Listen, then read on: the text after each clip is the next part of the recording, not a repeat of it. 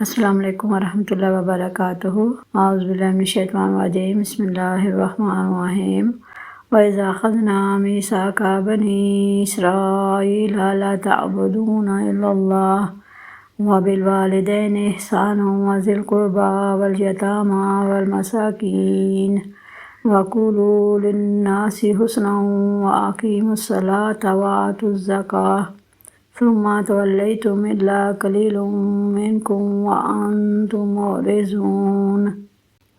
وہ یاد کرو جب ہم نے بنی اسرائیل سے عہد لیا کہ اللہ کے سوا کسی کی عبادت نہ کرو اور ماں باپ کے ساتھ بھلائی کرو اور رشتہ داروں اور یتیموں اور مسکینوں کے ساتھ اچھا سلوک کرو اور لوگوں سے اچھی بات کہو اور نماز قائم رکھو اور زکوٰۃ دو، لیکن پھر تم میں سے چند آدمیوں کے علاوہ سب پھر گئے اور تم ویسے ہی اللہ کے احکام سے منہ موڑنے والے ہو۔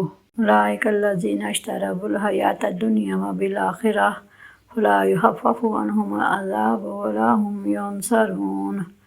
یہی وہ لوگ ہیں جنہوں نے آخرت کے بدلے دنیا کی زندگی خرید لی، تو ان سے نہ تو عذاب ہلکا کیا جائے گا اور نہ ہی ان کی مدد کی جائے گی۔